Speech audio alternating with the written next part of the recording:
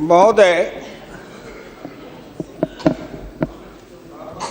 मैं अपने बोलने से पहले अपने दल के नेताओं को धन्यवाद देना चाहता हूं, आभार प्रकट करता हूं कि उन्होंने ये सामान्य चर्चा में, बजट के सामान्य चर्चा में मुझे बोलने का प्रथम अवसर दिया है। सहज से ही मैं गांव का किसान हूं, गांव में पैदा लिया, गांव में पला, गांव में बढ़ा। किसी तरह से राजनीति के धारा में चलते चलते यहाँ तक मैं पहुँच गया। लेकिन जब कभी मैं खड़ा होता हूँ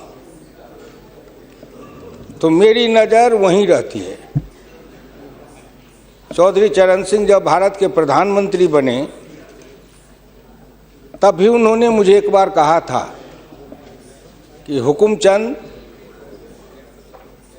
भारत का प्रधानमंत्री हूँ, लेकिन दिन में एक बार मेरी नज़र अपने गांव में चली जाती है। वही कच्ची दीवार, फूस का छप्पर, वही कच्चा कुआं, वही गाय, वही भैंस, वही बकरी, वही ज्वार, वही बाजरा। तो जो जहाँ से पैदा लेके आता है, जिस संस्कार में पलता है, आप तो संस्कृत के भी विद्वान हैं अध्यक्ष जी, मनुष्य सब कुछ भूल जाएगा, लेकिन जिस संस्कार में पला है या बढ़ा है वो कभी भूल नहीं सकता है। तो मैं तो उसी संस्कार में पला हूँ, बढ़ा हूँ। मैंने गोबर देखा, मैंने बकरी की गिनती की, मैंने भैंस की गिनती की। अब संजोग से लोकसभा में आया हूँ तो वो आंकड़े की गिनती करनी पड़ती है। Fiscal deficit, revenue deficit. अब मेरे जैसा आदमी उसमें उलझ जाता है कि बकरी गिनूं कि भैंस गिनूं कि डिफिसिट गिनूं। यहाँ आके डेफिसिट गिनो, वहाँ बाद में गिनो। और हम तो केवल वही खोजते हैं। जैसे युद्ध के बाद, सीता माता के साथ युद्ध जीतने के बाद, लंका विजय के बाद, जब बानर भालू के बीच में मणि की माला वितरित की जा रही थी तो वो सब दाने को तोड़ तोड़ के बंदर देख रहे थे।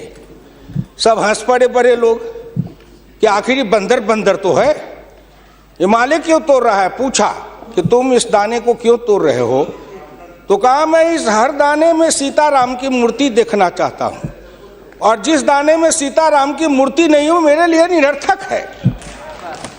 तो मैं तो बजट के हर पन्ना को पढ़ता हूँ तो देखता हूँ इसमें किसान कहाँ है, इसमें मजदूर कहाँ है, इसमें गांव कहाँ है, इसमें हमारे गाय भैंस के चारा दाना का कुछ है कि नहीं है, इसमें मेरे गांव की जो गरीब औरतें हैं जो खेत में काम करती हैं, पसीना बहाती हैं, मिट्टी पानी में सड़ती हैं, उनके शरीर से बदबू निकलता है। जीवन में कभी एक बार भी उनको लक्स और कौन रेक्सोना साबुन, कौन ये लिपस्टिक पाउडर, ये छूने का, देखने का अवसर नहीं मिलता है। क्या उसकी दुनिया को इन्होंने देखा था? मैं उन्हीं से पूछना चाहता हूं। अब तो बड़ी बड़ी बात करते हो, आगे दिन पीछे गए, गुरु से किया न है तब पछतावा होत क्या, चिड़िया चुग गई खेत। जिस समय गांव को देखना था, किसान को देखना था, मजदूर को देखना था, गरीब को देखना था, पिछड़ा को देखना था, दलित को देखना था, गांव की सड़कों को देखना था, गलियों को देखना था, कुआं को देखना था, आपने देखा क्या? आप तो देखते रहे कहीं। ये दो हिंदुस्तान, एक हिंदुस्तान में दो हिंदुस्तान आपने बनाया। एक है भारत, एक है India, that is called Hindustan. आपने बनाया ना। मैं आज भी कहता हूं, अगर मेरे गांव के किसी को उठावे, आंख में पट्टी बांध दे, हिंदुस्तान के कहीं भी, उड़ीसा हो, बंगाल हो, कहीं हो, किसान को लावे, गांव में आंख पर पट्टी बांध दे और एक बार इंडिया गेट पर उसकी आंख को खोल दे, उसको लगेगा कि हम स्वर्ग में चले आए, कि बैकुंठ में चले आए, कि इंद्रपुरी चले आए। इतना का अंतर है। मैं 1977 में एमएलए बन के आया, इंडिया गेट के किनारे पैदल टहल रहा था, एक बड़ी गाड़ी में एक बड़ा कुत्ता जा रहा था, वो अपने मुंह को निकाल के जी लपलपाते जा रहा था। मैं गांव का आदमी खड़ा होकर सोचने लगा कुत्ता जरूर कुछ कह रहा है। मैं एमपी था, कभी दिल्ली देखा नहीं था, मेरे अंदर से आवाज आई कि कुत्ता कह रहा है क्या है, तू गांव का किसान, गरीब, मजदूर, पिछड़ा, दलित, तू क्या जन्म लेके करने आया है? तुझसे मैं सौभाग्यशाली हूं। देख, मैं ठंड गर्म गाड़ी में बैठा हूं, केक खाता हूं, ऑमलेट कटलेट खाता हूं, गद्दे पर सोता हूं। तुमने देखा हिंदुस्तान, तुमसे अच्छा मैं हूं। उस दिन मुझे लगा कि इस हिंदुस्तान के बड़े लोगों के कुत्ते भी मुझसे अच्छी जिंदगी जी के रहे हैं, और मुझे उस जिंदगी से भी बदतर जिंदगी जिलाने वाले कोई नहीं है, आप हैं। राज किया है आपने। मैं आंदोलन किया, जेल में गया, जेल में सर आया। आज भी पूर्वा हवा चलती है तो आपके पुलिस की लाठी से जो हड्डी में चोट है वो कहीं ना कहीं दर्द करने लगता है। तब मुझे ऐसा एहसास होता है कि जिस राज में मुझे इतना कष्ट मिला था, अगर मेरा बस चले तो उस राज को सदा सर्वदा के लिए हिंदुस्तान से उखाड़ के गया जी में जाके पिंडदान कर दूं, जो फिर निकलने न पाए। क्या बात करते हैं साहब, आपसे मैं आखिर में नहीं जाऊंगा। आप योजना आयोग की बात कर रहे थे, मैं अपने गुरु डॉक्टर लोहिया की बात को आपके सामने मैं दिखाना चाहूंगा। मैं नहीं बोलता, मुझे तो उन्होंने दृष्टि दी थी। इसी लोकसभा में 6 सितंबर 1963 को एक बहस हुई थी, ख्याल रखिएगा, जिस बहस ने पंडित नेहरू को भी हिला दिया था। वो बहस थी 3 आना बनाम 15 आना का। लोहिया ने कहा था, मैंने 27 करोड़ हिंदुस्तान के लिए 3 आने रोज की आमदनी कही, प्रधानमंत्री ने 15 आने रोज की और योजना मंत्री ने 7.5 आने रोज की। अब प्रधानमंत्री और योजना मंत्री आपस में निपट लेंगे कि दोनों में कौन सही है। यही आंकड़े हैं योजना आयोग के। प्रधानमंत्री का 15 आना, योजना आयोग के मंत्री का है 7.5 आना। जिस योजना आयोग को यह भी नहीं पता 15 आना सही कि 7.5 आना सही, प्रधानमंत्री सही कि योजना मंत्री सही, उसी योजना आयोग को सर पर ढोते रहो। जो दर्शन करना चाहिए तो दर्पण माजत रहिए, दर्पण में लगा काई तो दरस कहां से पाई। क्या बात करते हैं साहब। इस हिंदुस्तान में अगर किसी का, मैं प्रधानमंत्री जी बैठे हैं, मैं भुक्तभोगी हूं, जिस रोग से मैं पीड़ित हूं, कहीं ना कहीं उस रोग से आप भी पीड़ित हैं। वीरप्पा मोइली जी, आप भी पिछड़े वर्ग से हैं, मैं भी पिछड़े वर्ग से हूं। का दुख जाने दुखिया की, का दुख जाने दुखिया माए, जाके पैर न फटे बीमारी, सोका जाने पीर पर आई। आपके मल्लिकार्जुन जी भी उसी दलित समाज से हैं। आपने सामाजिक पीड़ा को झेला नहीं है, भोगा नहीं है। इस हिंदुस्तान में अगर सबसे बड़ा कारण और सबसे बड़ी चीज अगर रही है सनातन काल से, तो वह हिंदुस्तान की जाति प्रथा। उस जाति प्रथा के कारण क्या क्या नहीं भोगा हमने, और क्या नहीं भोगते हैं। अभी अभी चुनाव हो रहा था, श्री नरेंद्र मोदी जी के लिए कोई कह रहा था, मेरे ऑफिस के आगे चाय की दुकान खुलवा देते हैं, फुटपाथ पर जाओ चाय की दुकान के लिए दुकान दे देते हैं। और कुछ कहने के लिए नहीं मिलता है लोगों को, नहीं मिलता है क्या? क्यों उपहास करते हो? मैं लोकसभा में हूं, अगर कोई कहे शरद यादव गए थे चुनाव लड़ने के लिए अमेठी में, लोकदल से नारा लगा था, शरद यादव वापस जाओ, लाठी लेके भैंस चराओ।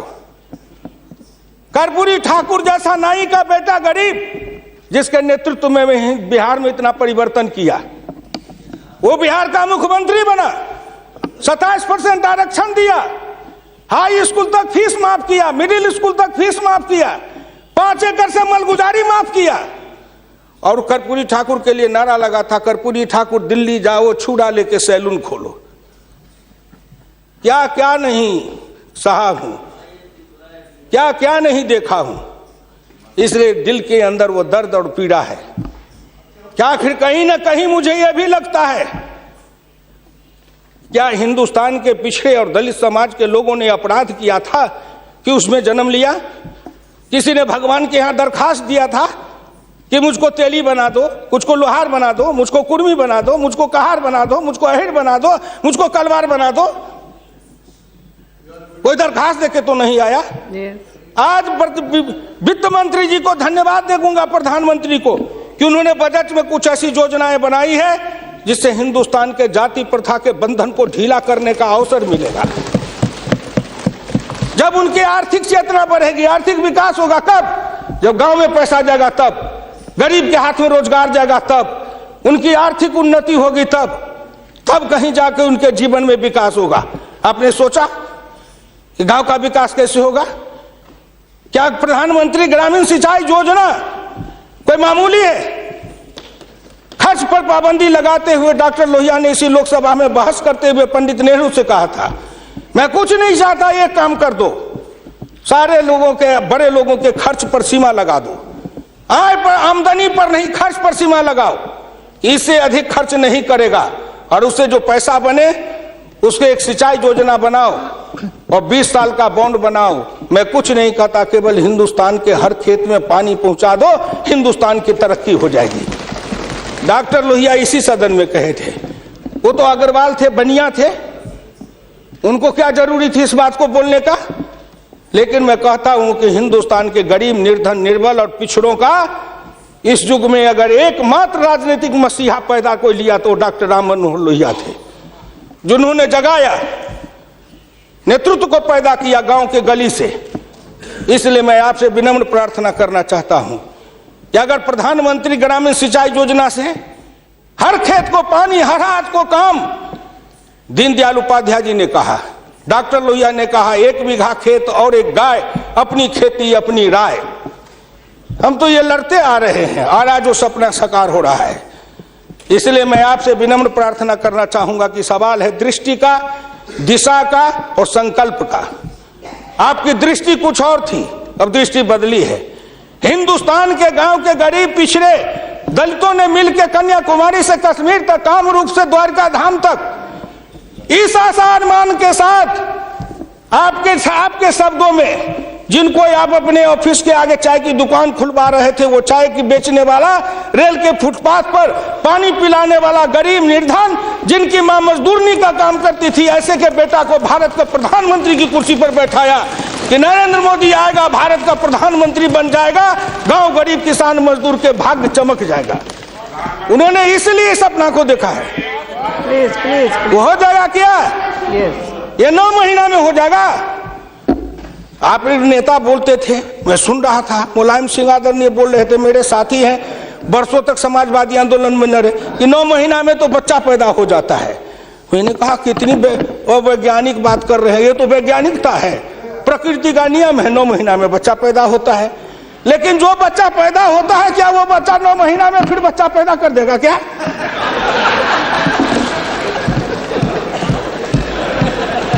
कितनी आप वैज्ञानिक बात बोल रहे हो?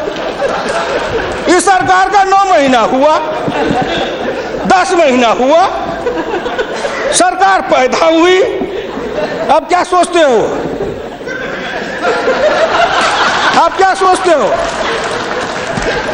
इसलिए आपसे मेरी विनम्र प्रार्थना है कि संभलो, अभी भी आप संभलिए, प्लीज अभी आप संभलिए। आप बजट को क्या समझते हो? आप बसीर रहिए। मैं वीरप्पा मोइली साहब नहीं हूं।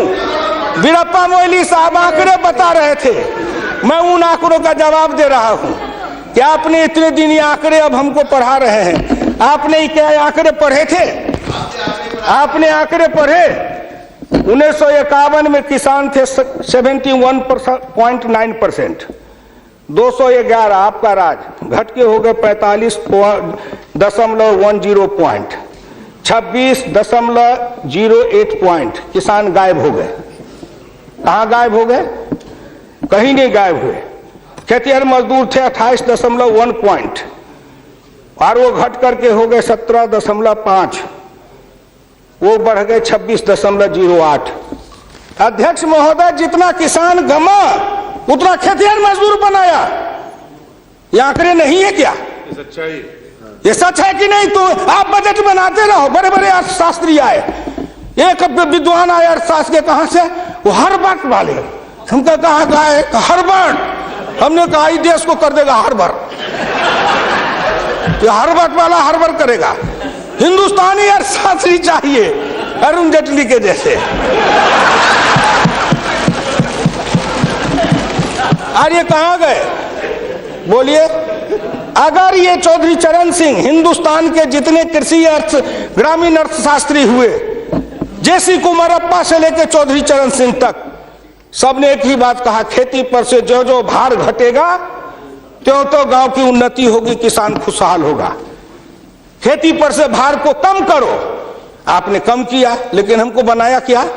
ऑफिसर बनाते, नौकरी देते, उद्योग लगाते, हाथ में काम देते, साइकिल देते, मोटरसाइकिल पर चढ़वाते, तब न समझते। हम किसान थे, हमको मजदूर बना दिया, झुग्गी झोपड़ी में डाल दिया, गंदी जिंदगी, कीड़े की जिंदगी जीने के लिए हमको रख दिया।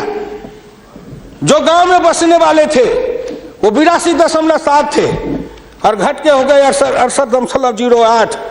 14% गांव के लोग गायब हो गए। कहां गायब हो गए? गायब होके कहां गए? आपके यहाँ दिल्ली में फुटपाथ पर सोते हैं, पेड़ के नीचे सोते हैं, पेड़ के नीचे जन्मते हैं, बलते हैं, बढ़ते हैं, पेड़ के नीचे शादी करते हैं, हनीमून मनाते हैं, वहीं फिर बच्चा पैदा करते हैं, फिर पेड़ के नीचे ही अपना परिवार बसाते हैं। हमारे बच्चे को लाया, हाथ में रिक्शा थमाया, ठेला थमाया, फुटपाथ पर काम करवाया, गरीबी से मजदूर किया, कुत्ते के जैसे जिंदगी जीने के हमको मजबूर कर दिया। और ऊपर से आप बताते हैं कि हम अब तुम्हारे लिए क्या दे दिया? फूड सिक्योरिटी दे दिया। फूड सिक्योरिटी, दाना उपजावे, धान उपजावे हम, गेहूं उपजावे हम, अनाज उपजावे हम, मेहनत करे हम, हमको बस समझते हैं आप भिखमंगा। फूड सिक्योरिटी, हर आदमी पर 1 किलो चावल और 3 किलो गेहूं देंगे। आप बड़े बड़े बड़े बजट वाले अर्थशास्त्री वाले हैं, महीना में 1 किलो चावल खा के रहो, एक आदमी 3 किलो गेहूं खा के रहो।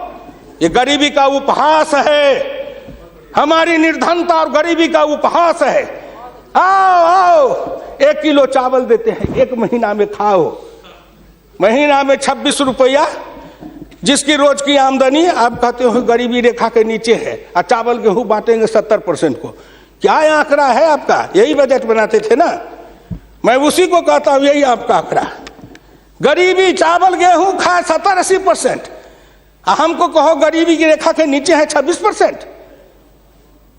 कबीरा बाँचे आखिन लेखा, पंडित बाँचे पोथिन लेखा। हम तो आंख से जो देखते हैं वो बोल रहे हैं। आपने क्या किया? हम कम किए, कहते हैं किसान किसान किसान किसान विरोधी है। हिंदुस्तान में 90-91 में 185.2 मिलियन हेक्टेयर खेती की जमीन थी, और आपके राज्य में 2011-12 में 182 मिलियन हेक्टेयर हो गई। ये जमीन कहाँ गई? हम खा गए? हमारे गांव के लोग खा गए? कौन खा गए? जो खाए हो। लेकिन मैं इतना जानता हूं कि आप हमारी जमीन खा गए। और दूसरे तरफ जो गैर कृषि योग्य भूमि थी 90-91 में 21.22 मिलियन हेक्टेयर, 11-12 में हो गए 26.29 हेक्टेयर। गैर कृषि योग्य भूमि बढ़ी है, कृषि योग्य भूमि का ह्रास हुआ। उल्टे बात, कहीं पर निगाहें, कहीं पर निशाना। न कुछ मिले तो कुछ कहिए, न कुछ मिले तो विरोधी में गए तो कुछ न कुछ तो कहना है ना, नहीं तो दुनिया कैसे देखेगी कि विरोधी का काम कर रहे हैं। इसलिए आपसे मेरी विनम्र प्रार्थना है, अगर विरोधी का काम भी करना है तो आप अपने नेताओं को कहिए कि कुछ दिन हमारे पास आए, 6 महीना ट्रेनिंग दे देंगे कि हम विरोधी थे तो क्या करते थे। अरे नाटक भी करिए तो किसी डायरेक्टर से सीख तो लीजिए। जो गरीबी का डायरेक्टर है उससे सीखे नहीं, गरीबी का नाटक खेल रहे हैं। ये गांव में नाटक में हनुमान जी का पाठ करने वाला नहीं आया, उसने सोचा कि आज तो नाटक नहीं होगा। एक बहुत मोटा तगड़ा दुकानदार था, उनको पकड़ लाया, कहा तू नाटक कर, केवल खड़ा रहना। और जब वो खड़ा होकर पाठ करने लगा तो रावण ने डांट के कहा कि कहाँ गए, लाओ तेल घी लाओ, इसके पूंछ में आग लगाओ। उसको हुआ कि अब तो जल के मरेंगे। तो कहा हजूर हम तो हनुमान जी नहीं है, हम तो बनिया है, अपनी दुकान चला रहे थे। वैसे ही आप नाटक करिएगा। इसलिए आपसे मेरी विनम्र प्रार्थना है, आपसे मेरी विनम्र प्रार्थना है कि इसको देखिए। दिशा, जब तक आपके पास में दृष्टि नहीं बनेगी, आपकी दिशा नहीं ठीक थी, आपकी दृष्टि नहीं ठीक थी, तो आप संकल्प क्या कर रहे थे? चलता है सब, आप कहे कि हम भी चले, आपका बजट चला, आपकी अर्थनीति चली, आर्थिक विषमता, सामाजिक विषमता, राजनीतिक विषमता, प्रशासनिक विषमता। क्या मैं पूछता हूं कि आपके किसी बजट से इन विषमताओं को अंत करने के लिए कोई काम किया? नहीं किया। इसलिए हमारे गुरु डॉक्टर लोहिया कहते थे कि हिंदुस्तान में जब तक जाति प्रथा है और जब तक इस जाति प्रथा का रोग रहेगा, तब तक हिंदुस्तान का कल्याण नहीं होगा। भ्रष्टाचार के पीछे भी जाति प्रथा है। कोई माननीय प्रधानमंत्री बैठे हैं हिंदुस्तान के अंदर, किसी को अगर चाहेंगे कुछ कर दे प्रधानमंत्री रहते हुए, क्या है जो कर देंगे? जिस जात का सरकारी नौकर होता है, मैं भी इतने दिन तक 54 वर्ष रह के देखा, मंत्री रह के देखा, जिस जात का सरकारी नौकर, उसके ऊपर कलम उठाइए तो उसके जात का न जाने कहां से कहां सभी जगह से लोग आ जाते हैं उसको बचाने के लिए। जात पर हमला, अगर किसी बेईमान पर हमला है तो जात पर हमला, किसी भ्रष्टाचारी पर हमला है तो माना जाता है जात पर हमला है। इस जात को तोड़ने के लिए सबसे बड़ा कदम उठाना पड़ेगा। मैं वित्त मंत्री जी को धन्यवाद देता हूं, प्रधानमंत्री जी को, कि कुछ योजनाएं ऐसी आई हैं, लेकिन मैं एक प्रार्थना करूंगा। हमको कहते हैं कि आरक्षण की बात मैं कहता हूं शुरू दिन से, सदन सहमत हो और आप भी सहमत हो तो प्रधानमंत्री जी से कहूं कि तुरंत लागू करिए। लेकिन इसमें सहमति का सवाल है, राष्ट्रीय सहमति, सदन की सहमति, आपकी सहमति। सब आरक्षण मेरा खत्म कर दीजिए, लेकिन एक कर दीजिए, सरकारी नौकरी और सरकारी सेवा, इन दोनों के लिए अंतर जातीय विवाह को अनिवार्य करिए। न रहेगी जाति, न रहेगा बांस, न बजेगी बांसुरी। जातियां टूटेगी, अंतर जातीयता के कारण हिंदुस्तान में एक जाति बनेगी, वह जाति बनेगी भारतीय, वह जाति बनेगी मानव जाति। इन जातियों के रेखा को तोड़िए। इसके लिए अगर कर सकते हैं तो आप सहमत है तो बोलिए। आप कहते हैं गरीब और अमीर मिटा देंगे, लेकिन न्यूनतम और अधिकतम की रेखा तय कर दे, यह सरकार करना चाहे, नरेंद्र मोदी जी चुटकी में कर देंगे, क्योंकि इनका क्या बिगड़ेगा? इनका कुछ नहीं बिगड़ेगा। नरेंद्र मोदी जी अगर न्यूनतम और अधिकतम की रेखा तय करेंगे तो इनका कुछ जाएगा, न परिवार का जाएगा, न बाल बच्चे का जाएगा, किसी का कुछ नहीं बिगड़ने वाला है। लेकिन चिल्लाने लगेंगे तो हम 100 से कम न 1000 से ज्यादा, समाजवाद का यही तकाजा। बड़े समाजवाद की बात करते हैं, मैं ज्यादा समय नहीं लूंगा, मैं इनको समाजवाद की बात अपने गुरु डॉक्टर लोहिया की पढ़ के सुना दूंगा। और हमारे कुछ समाजवादी हैं, अब वो तथाकथित समाजवादी हो गए हैं। समाजवादी तो रहे नहीं, लेकिन तथाकथित हैं। आप मुझको कह देंगे कि आप भाजपा में चले गए, मैं भाजपा में क्यों आऊं? आपके ऐसे दल बने, इस दल के टुकड़े 1000 हुए, कोई यहाँ गिरे, कोई वहां गिरे। मैं कहाँ दौड़ा फिरता, मैं चला आया भाजपा में। मैं भारतीय जनता पार्टी के नेताओं को धन्यवाद देना चाहता हूं कि हुकुमदेव नारायण 3 बरस से ज्यादा किसी पार्टी को दुरुस्त नहीं रहने देता था। आज 20 बरस से भारतीय जनता पार्टी में अटल अटल खड़ा हूं। इस पार्टी में जब तक कोई ताकत नहीं है, अडवाणी जी में, अटल जी में, नरेंद्र मोदी जी में, इन सब लोगों में जब कोई गुण नहीं है, तो मेरे जैसे उदंड आदमी को 20 वर्ष तक अपने पिंजरे में रख लिया, कोई साधारण योग्यता है? इस बात को समझो। मैं आखिरी में कहूंगा अध्यक्ष महोदय, समाजवाद हर किसी से सिद्धांत की तरह एक होता है थोक, एक होता है फुटकर, एक होता है सगुन, एक होता है निर्गुण, एक होता है सिद्धांत, एक होता है कार्यक्रम। समाजवाद से एक सीढ़ी नीचे उतरो, उस सीढ़ी का नाम है बराबरी। उस बराबरी से एक सीढ़ी नीचे उतरो। गौर करिएगा कौन कौन बराबरी? आर्थिक बराबरी, सामाजिक बराबरी, राजकीय बराबरी, धार्मिक बराबरी। उससे एक सीढ़ी और नीचे उतरो, तब उसके बाद आएगी समता, संपूर्ण समता, संभव समता। तब एक सीढ़ी और नीचे उतरो, तब अधिकतम और न्यूनतम की सीमा लगाओ। ये धार्मिक बराबरी की भी बातें भी की गई है। अगर हम धार्मिक बराबरी पर जी समाप्त करेंगे, अगर धार्मिक बराबरी पर मुझे कहा जाए तो मैं कहने लगूं तो कितनी अपनी पीड़ा सुना दूंगा कि धार्मिक बराबरी इस देश में कैसी है। उसके संबंध में मैं ज्यादा समय नहीं लेकर के केवल आपके सामने मैं सुना देना चाहूंगा। समन्वय दो तरह का होता है, एक दास का समन्वय, एक स्वामी का समन्वय। मैं नहीं कहता, महान समाजवादी अर्थशास्त्री डॉक्टर लोहिया ने इसी सदन में 26 मार्च 66 को कहा था। गौर से शब्दों को सुनिए। समन्वय दो तरह का होता है, एक दास का समन्वय, एक स्वामी का समन्वय। पिछले 1000 बरस के इतिहास से हिंदुस्तान ने स्वामी का समन्वय नहीं सीखा, वह एक दास का समन्वय रहा है। मैं तो श्री नरेंद्र मोदी जी सरकार से कहूंगा कि 1000 साल से भारत दास भाव से सांस्कृतिक समन्वय में रहा है। अगर वो स्वामी भाव का समन्वय में भारत आना चाहता है तो क्या अपराध है। इसलिए उन्होंने कहा इस संबंध में मैं खाली परदेशियों को ही दोष नहीं देता, उनके सबब से जितने भी इतिहासकार हैं वे सभी जहर में बिल्कुल घुल जाते हैं। आज भारत के 2 इतिहास के स्कूल हैं, एक डॉक्टर ताराचंद, एक डॉक्टर मजुमदार, एक और है जो दोनों के दोनों इसी समन्वय धारा के हैं, विविधता धारा के हैं। भारत क्या है उसको भूलकर भारत के जो विभिन्न अंग है उनकी तरफ निगाह चली जाती है। क्या बात करते हैं साहब। तो इससे मेरी विनम्र प्रार्थना है सदन से, अध्यक्ष महोदय, मैं हाथ जोड़ के प्रार्थना करता हूं सदन से भी, और इस लोकसभा के चैनल को हिंदुस्तान के करोड़ों लोग देख रहे हैं। मैं उन गांव के गरीबों, किसानों, मजदूरों से कहता हूं, गांव गरीब, मजदूर, किसान, पिछड़ा, दलित और नौजवान, मिलके देश बनाओ, आओ देश बनाएंगे।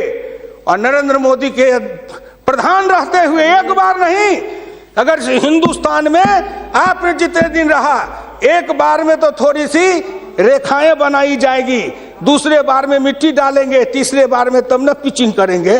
तो हमको भी आपको इतना समय दिया, तो मैं गांव गरीब, किसान, मजदूर, पिछड़े, दलित, इन सब से हाथ जोड़ के प्रार्थना नौजवानों से करना चाहता हूं, आओ कदम में कदम मिलाओ, मिलके हिंदुस्तान को बनाओ, समता लाएंगे, आर्थिक समता, सामाजिक समता, राजनीतिक समता। अगर इन्होंने मुझको 12 रुपया महीना पर जीवन बीमा कर दिया तो बड़े लोगों का कलेजा फटने लगा कि 12 रुपया में सबको जीवन बीमा कर रहे हैं। खेत में काम करेंगे, बीमार पड़ेंगे, मरेंगे, तो हम जिम 1 रुपया, हाँ 12 रुपया साल, 12 रुपया साल, 1 रुपया महीना। तंबाकू का गुटखा भी खाते हैं तो 3 रुपया में मिलता है, उससे भी सस्ता जीवन बीमा इस सरकार ने दे दिया गरीबों को। करेजा तो इसलिए फट रहा है, करेजा में दर्द इसलिए है, इन्होंने जो और योजनाएं चलाई, गाय के पशुपालन के लिए, गाय के उत्थान के लिए योजना, इत्यादि इत्यादि कई योजनाएं हैं, क्या गिनाऊं। हरि अनंत हरि कथन अनंत। मुद्रा बैंक बनाए, उसमें छोटे इकाई वाले को कर्जा देंगे, छोटी इकाई, वो छोटी इकाई का जो गांव वाला कर्जा खाएगा उसको किसको देंगे ये। इसलिए आपसे मेरी विनम्र प्रार्थना है कि 1 सेकंड में, 1 मिनट में इस बात को कह के खत्म करूंगा। राष्ट्रीय नमूना सर्वे के मुताबिक देश में 5.70 करोड़ उद्यमी हैं, इनमें 11 लाख करोड़ रुपए की पूंजी लगी हुई है, इनसे 12 करोड़ लोगों को रोजगार मिल रहा है। लेकिन इस क्षेत्र के उद्यमियों को पूंजी में कर्ज का हिस्सा केवल 4% है, जबकि अनुमान के अनुसार बीते 22 वर्षों में बड़े उद्योग में 50 से 60 लाख करोड़ रुपए की पूंजी लगी हुई है, इनसे मात्र 22 लाख लोगों को रोजगार उपलब्ध है। ये छोटे उद्योग, फरहई को, लोहार को, कुम्हार को, हजाम को, ये जो छोटे छोटे, ये जाति छूटेगी इससे। जाति आधारित हिंदुस्तान में पेशा है और पेशा के आधार पर जाति बनाया गया। अब इन रोजगार के जरिए उनके हाथ को काम देंगे, उन छोटे उद्यमियों को रोजगार देंगे। इनके कलेजा में दर्द हो रहा है कि नरेंद्र मोदी आया है, मुद्रा बैंक बनाएगा, गांव के गरीबों के हाथ में रोजगार जाएगा। ये गरीब बनेंगे पहलवान, गरीब बनेंगे विद्वान, गरीब बनेंगे बुद्धिमान, गरीब के हाथ में दम ताकत आएगी तो आपके आगे शरणम गच्छामी नहीं होंगे, न फूड सिक्योरिटी खाएंगे, न मनरेगा खाएंगे। हम अपने पसीना और पुरुषार्थ से, अपनी कमाई से इस देश को बनाएंगे। हम आपके भिखमंगा बन के जिए हैं, अब हम स्वाभिमान के साथ जिंदा रहना चाहते हैं। इसलिए मैं भारत के प्रधानमंत्री और वित्त मंत्री को धन्यवाद देता हूं। बहुत बहुत धन्यवाद।